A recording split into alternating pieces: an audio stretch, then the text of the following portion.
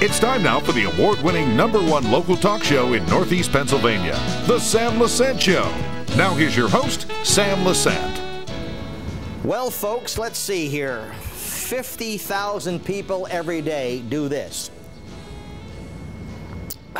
That's good water. Where am I at, folks? We're at the filtration plant, the Hazleton City Authority. Today, you're in for a good education. We're going to show you about or tell you about the water that you drink, and also a little bit about the authority, about who runs this particular authority. Today, my guest is Randy Cahalan, and he is the executive director.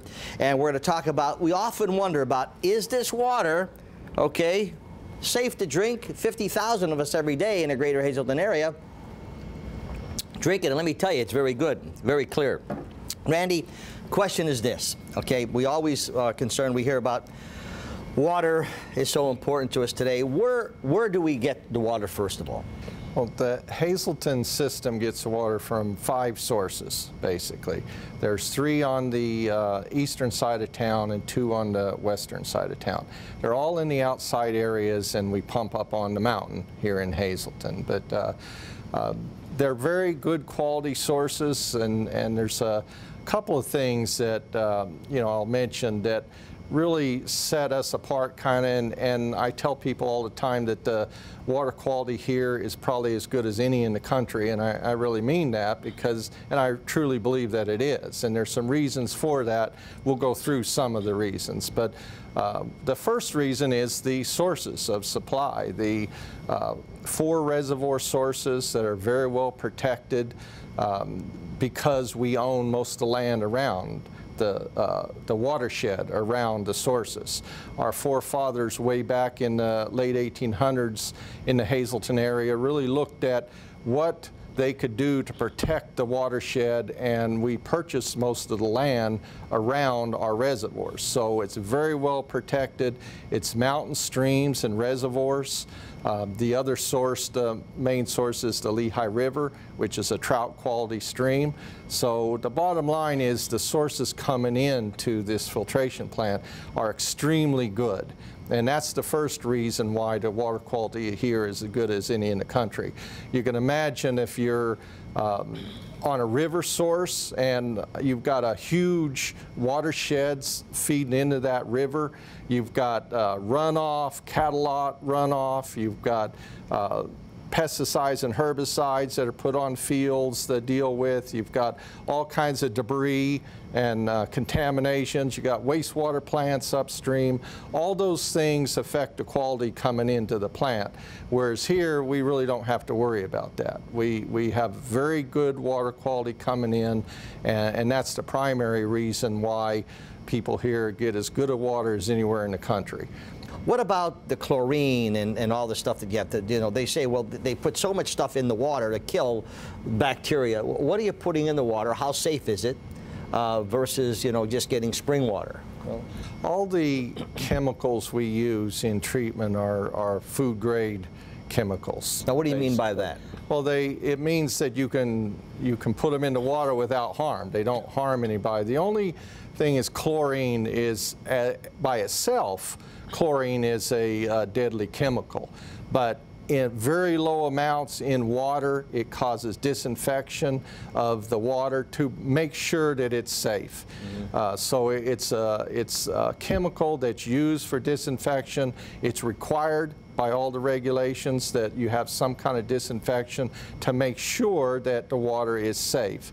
And chlorine is one of the chemicals that are responsible for extending the life of humans, because back before chlorine was put in the water, there were all kinds of contaminations and epidemics and whatever, and chlorine is one of the things that is mainly responsible for extended life time, extended life ranges in the population. So it's a very important chemical. Okay. So with that being said, we're here in the filtration plant. Walk us to a tour here as to how the water comes in, what you do with it, and how it goes out. This plant is rated at 10 million gallons a day, so we can put out up to 10 million gallons a day. The water we bring from the sources, it's all pumped up on the top of the mountain, like we said, and then comes into this filtration plant. Very good quality coming in, but we make it better. We make the water better by this filtration plant. It comes in, we add some chemicals to the water. Water treatment is a chemical process. Most of the particles in the environment are negatively charged particles. The main water treatment chemical is alum, which is positively charged.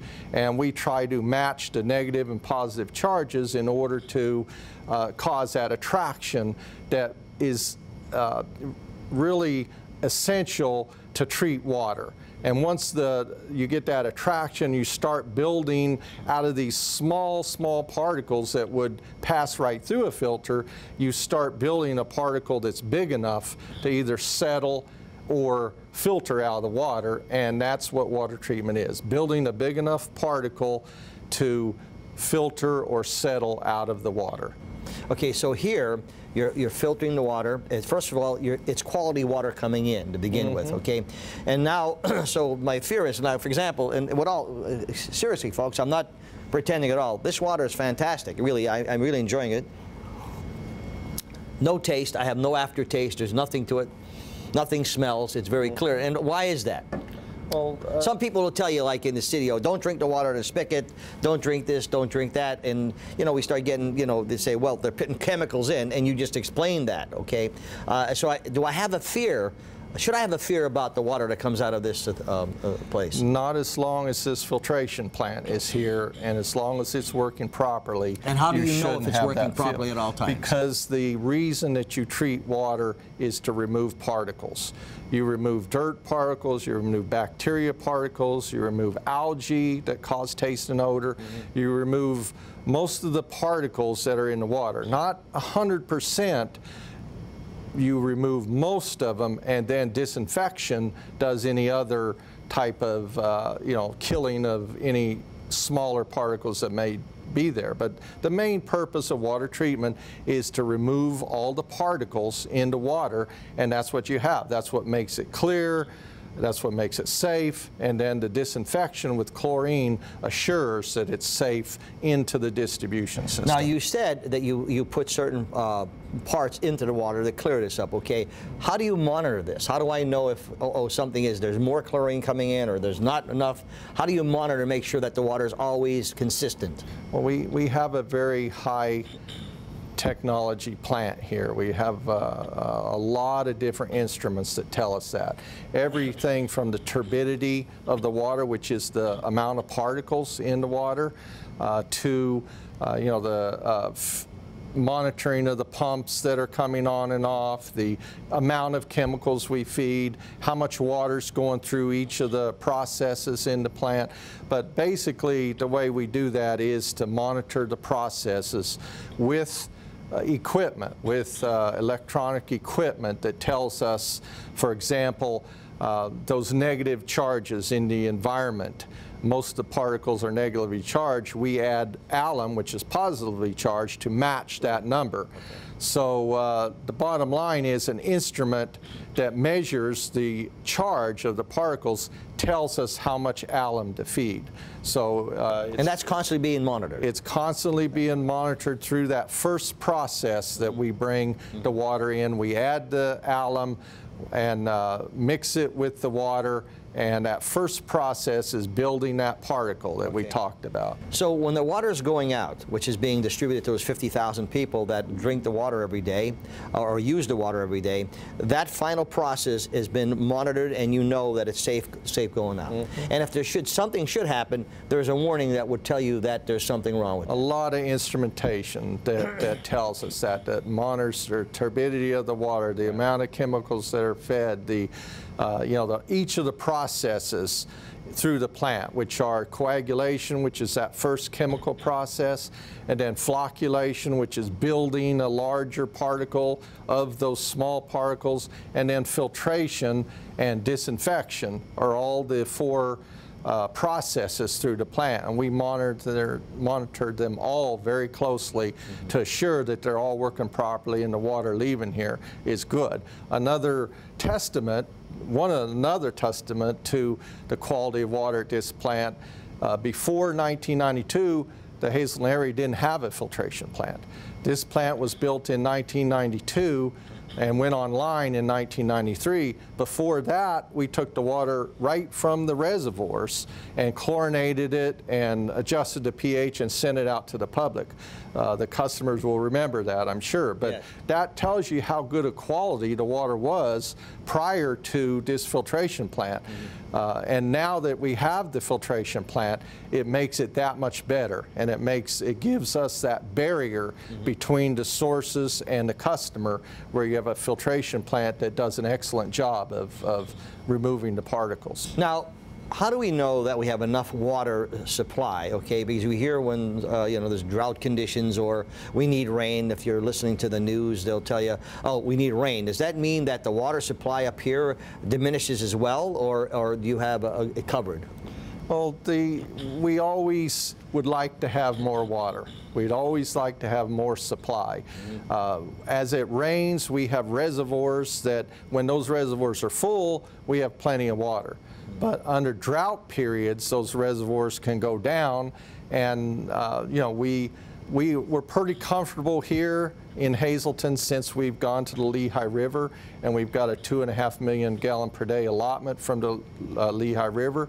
But if it gets really, really dry and the reservoirs really start going down, then you can never hold enough water, basically. But since 1994, since we've got the Lehigh River, since we had access to the Lehigh River through the DRBC, we basically have had no problems with droughts. We've been able to go right through any kind of dry periods, and we've had plenty of water to supply to customers. And we still encourage conservation. I mean, we don't want people just wasting water. We still encourage that. During dry periods, when the state issues their mandates and whatever, you'll hear us saying the same thing, conserve water.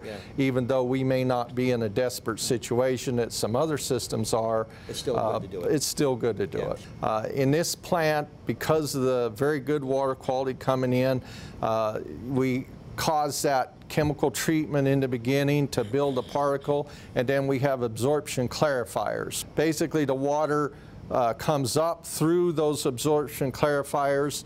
We don't have settling in this plant. We have the absorption clarifiers instead, which is another testament to how good a quality of water is here. The absorption clarifiers, you'll see a grating, and then there's a screen underneath that grating, and there's about 3 feet of plastic bead material under that, buoyant material under the grating.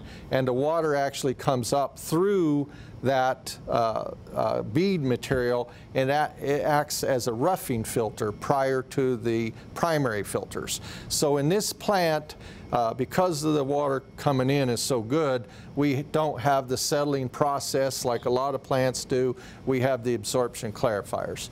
From the clarifiers, it goes over to the primary filters, which I'm sure you'll show also. The water actually goes down through the media of those primary filters, and it's really a carbon material in those filters. There's about 2.5 feet of carbon material, coal, basically, at a certain size. The water goes down through those units, and that's the final filtration process. You build the particle, take it out in the clarifiers, put it on the filters, it goes down through the filters, and that really is finished water, or filtered water, after it goes through the filters. And it's clear, like you're showing here, at that point. The only thing left after that is disinfection, which is the last thing that we ensure that the water's safe to drink.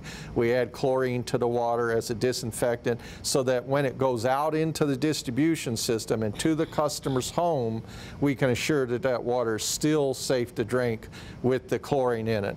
A lot of people dislike the taste of chlorine or say they don't like the taste of chlorine.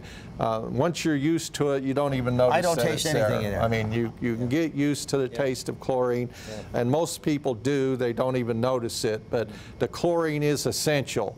We're required and have to put chlorine in the water to ensure that it's safe all the way to your tap in your home. Randy, you and your people up here, not because I'm here, do a fabulous job.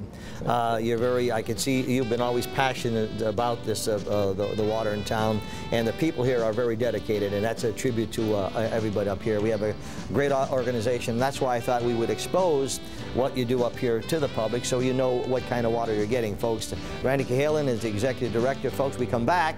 We'll talk to John Keegan, who is the chairman of the authority, and what input do they have in maintaining this particular authority. We'll be back right after this.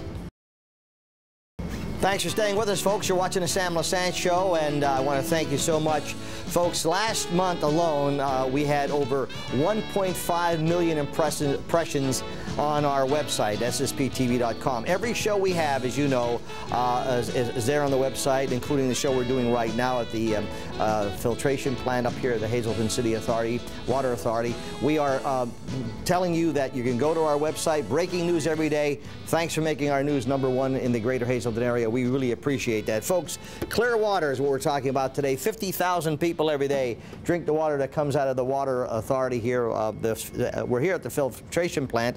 We spoke to Randy Cahalan, who is the Executive Director. Now we have the Chairman of the Board, John Keegan, no stranger to anyone in the greater Hazleton area. John, before we get into talking about the authority and what you brought to the table with the new authority, there's a system here called the SCADA, okay? Right. Explain what that is. And first of all, what is that? It's SCADA, right? Right, the Supervisory Control and Data Acquisition System. What is that? It's a sophisticated electronic system that is organized throughout our reservoirs and back to the plant that operators monitor on a daily basis and allow us to make sure that the water quality coming in is excellent.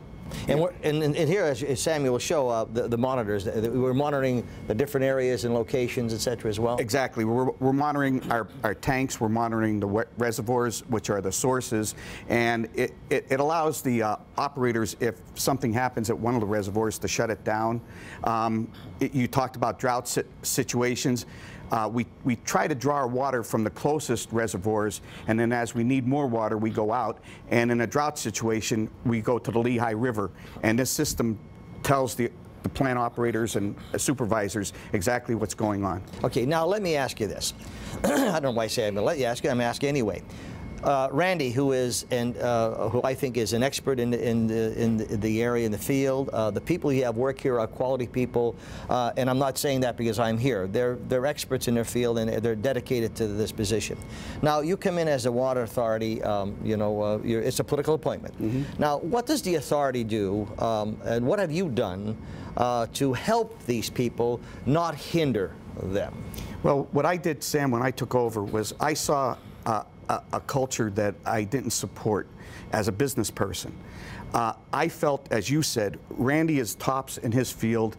His supervisors are top people. The workers they put their effort in every day. So I wanted them to tell the board what was needed. We put together a budget every year, and I felt that what are the goals? What do you want to accomplish next year? Come to the board and let the board know that, rather than the board telling the workers or Randy what to do. I feel that we can make the right decisions, but we don't have the water background to tell them what to do. So I changed that culture around, and we really went out and sought input from our supervisors. This year, which I don't know if it ever occurred in the past, there is a water convention every year, a national one. I sent 2 supervisors to that convention for the first time because I wanted them to see the displays, the vendors, the products, and come back and tell the board what they think would be good for our system. I did not go. This is the second year I didn't go because I don't believe that I can see this stuff and I understand it, but I really don't know how it integrates with the exact components we have in this plant and throughout the system. So what you're saying to me, okay, and I don't want to put words in your mouth, is you set goals as to what you want accomplished here at the water in the Water Authority, and you set those goals, and you do not work the goals, but they should work the goals and report to you. Okay? Exactly. You want to see that the place is properly run instead of running it. Exactly. And so what I think you said, and what we hear on our news and read in the Standard Speaker sometimes, is that the politics gets involved here, and people begin to lose sight of what you really have going here. Now, how are we going to separate the, and I say the nonsense, and I don't mean to diminish anybody, I'm not taking sides here, but I get frustrated when I come up here and I see people like Randy and your people working here or who are dedicated to what we're doing, and then we have to listen to the nonsense of political. How do we separate this nonsense that's happening with all the politics? Well, I try to ignore the nonsense a lot of times as the chairman. It's my role to manage that, whatever happens during a meeting, and sometimes I let people go on about their issue, and sometimes I gavel them down about it, because that has nothing to do with the clean water that we're bringing the people, and that is our goal. That's the #1 goal.